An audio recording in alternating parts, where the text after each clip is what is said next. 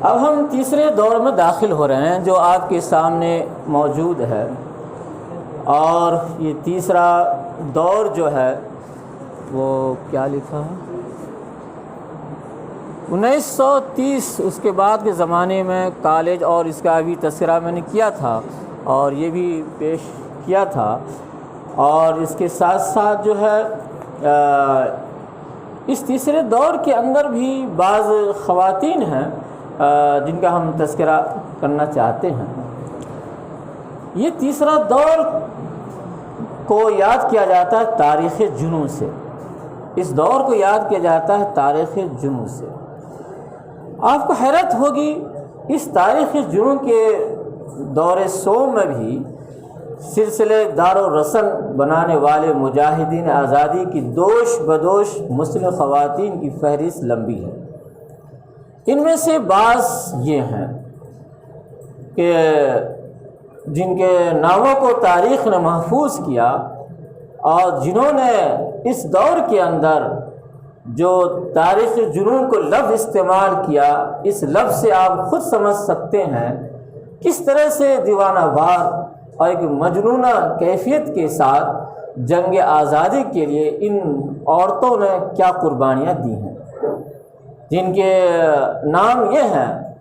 امینہ طیب جی، ریحانہ طیب جی، اور حمیدہ طیب جی، بیگم سکینہ نعمانی، فاطمہ طیب علی، صوفیہ سوم جی، شفاعت النساء بیوی، بیگم ماجوہ بانو، بیگم ہاجرہ زید احمد، بیگم حیات اللہ انصاری، اور اس طرح سے بیگم صفیہ عبد الواحد۔ تو یہاں پر کچھ نام میں نے ذکر کیا ہے، اب انہی میں سے کچھ خواتین کا مختصر تذکرہ کیا جاتا ہے، جن میں سے پہلی خاتون بی امت السلام بنت کرنل عبدالحمید، پٹیالہ پنجاب کا ذکر خاص طور پر کیا جاتا ہے۔ یہ خاتون بڑی عجیب و غریب تھی، انسانی خدمت سے بڑی سرشار تھی، بڑی نوع انسانی خدمت کا بے پناہ جذبہ رکھتی تھی، اور ملکی حریت کی طرف بھی اس کے اندر موزن تھی، اور حریت آزادی یعنی جنگ آزادی اور حریت کے جذبے سے بڑی سرشار خاتون تھی۔ اس نے اپنے لیے انگریزوں کے خلاف جو کام اپنے سر پر لیا، اپنے کندھوں پر جو کام لیا، جو بڑا اہم کام تھا، وہ کام تھا ہندو مسلم اتحاد۔ ہندو مسلم اتحاد کا کام اپنے سر پر لیا، اور اس کے لیے وہ تگ و دو یہاں وہاں جانا کیا کرتی تھی۔ اس میدان میں انہوں نے بڑا کام کیا، یہاں تک کہ کہا جاتا ہے کہ اس مقصد کے لیے ان کو جیل بھی جانا پڑا، اور اس کی پاداش میں ان کو جیل بھی جانا پڑا، اور جیل کی صورت بھی برداشت کی۔ بہرحال آخری سانس تک کے انگریز کے خلاف یہ کام کرتی رہی، اور برابر ہندو مسلم اتحاد کی حامی رہی، اور جو بھی صورتیں اس مقصد کے لیے ہو سکتی تھی، ساری صورتوں کو، مشکلات کو اور راستے کے کٹھنوں کو برداشت کرتے ہوئے جانباز خاتون کی شمع حیات 1985 میں ہمیشہ کے لیے گل ہو جاتی ہے۔ تو اس طرح سے ان کا سب سے بڑا کام ہندو مسلم اتحاد رہا۔ اس وقت کے حالات اگر سامنے ہو تو اس کی اہمیت کا اندازہ اچھی طرح سے کیا جا سکتا ہے۔ دوسری خاتون وہ آمنہ قریشی ہے۔ اس کا باپ عبد القادر جنگ آزادی کا متوالا تھا۔ دوسری طرف اس کی شادی غلام رسول قریشی گجراتی نوجوان سے ہوئی، جو تحریک آزادی کا ہم نوا اور حریت پسند تھا، جس کا اثر فطری طور پر آمنہ قریشی پر پڑنا تھا اور پڑا۔ پہلے ہی سے وہ جنگ آزادی کی دیوانی تھی، اور مزید بڑا یہ ماحول ملا تو اور بھی وہ اس مقصد پر نچھاور ہو گئی، اور وہ بھی جنگ آزادی کی ایک متوالی خاتون بن گئی۔ بہرحال ان کے بارے میں آتا ہے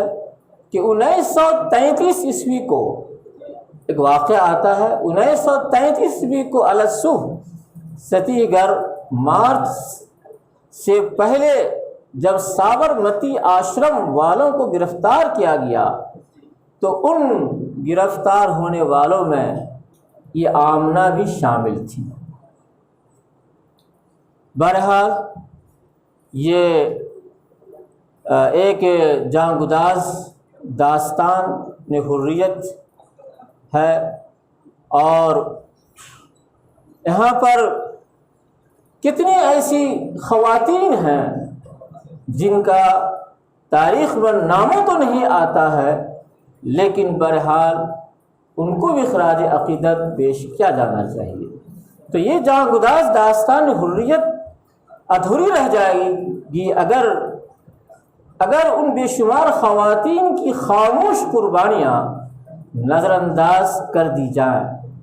جن کے لیلائے حریت کے پرستار شوہر جیلوں میں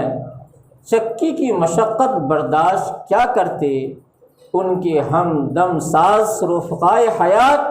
سخت معاشی پریشانیوں اور اذیت ناک ذہنی کربوں کے باوجود لب پر شکوہ نہ لاتی تھی، اور اپنے شوہروں کو فری کر کے اور اس مقصد کے لیے ان کو آزاد کر کے فخر محسوس کیا کرتی تھی۔ انہیں صبر و رضا کی خاموش انہی صبر و رضا کی خاموش دیوانیوں میں ایک خاتون ہے جن کا نام بیگم زلیخا کہا جاتا ہے، بیگم زلیخا آزاد سے مشہور معروف، جن کا نام ایسی خواتین کے اندر سر فہرست آتا ہے۔ بالآخر یہ بیگم زلیخا جو حضرت مولانا ابوالکلام آزاد رحمۃ اللہ علیہ کی بیگم ہوتی ہیں، ان کی شریک حیات ہوتی ہیں، انہوں نے بھی بڑی قربانیاں دی ہیں، اپنے شوہر کو انہوں نے ساتھ دیا ہے۔ بالآخر یہ خاتون 19 اپریل 1943 عیسوی کو زلیخا بیگم آزاد اپنے شوہر مولانا ابوالکلام آزاد کے دیدار کی حسرت لیے ہوئے اس دار فانی سے ہمیشہ کے لیے رخصت ہو جاتی ہیں۔ مولانا ابوالکلام آزاد گرفتار ہو کر کہیں اور منتقل کر دیے جاتے ہیں، اور اسی گرفتاری کی حالت میں وہ ہوتے ہیں، اس درمیان میں ان کا انتقال ہو جاتا ہے۔ جب وہ وہاں سے واپس آتے ہیں معلوم ہوتا ہے ایسا ہے، بڑا اثر لیتے ہیں، اور گھر جانے سے پہلے ان کی قبر پر جا کر کے ان کے لیے دعا فاتحہ پڑھ کر واپس آتے ہیں۔ پھر اس کے بعد کی زندگیوں کے اندر بار بار جو ہے اس کا تذکرہ کرتے رہے ہیں۔ بہرحال یہ جو کچھ ہم نے آپ کو بیان کیا ہے، اس بیان کے اندر کئی کتابوں کا خلاصہ ہے۔ زیادہ تر مواد جو میں نے حاصل کیا ہے وہ ایک کتاب ہے پروفیسر عابدہ سمیع الدین کی کتاب ہے، اور یہ کتاب آل انڈیا ملی کونسل نئی دہلی سے چھپی ہے، پتلی سی کتاب ہے جو ہمارے سامنے یہ کتاب ہے۔ اس سے زیادہ تر مواد ماخوذ ہے، اس کا خلاصہ ہے، اور باقی اور دوسری کتابوں سے بھی ہم نے جا باجا استفادہ کیا ہے۔ تو اس طرح سے یہ موضوع آپ کو پورا ہو جاتا ہے، اور الحمدللہ خواتین کا کردار اس سلسلے میں کیا رہا ہے اس کا ایک جائزہ آپ کے سامنے آ جاتا ہے۔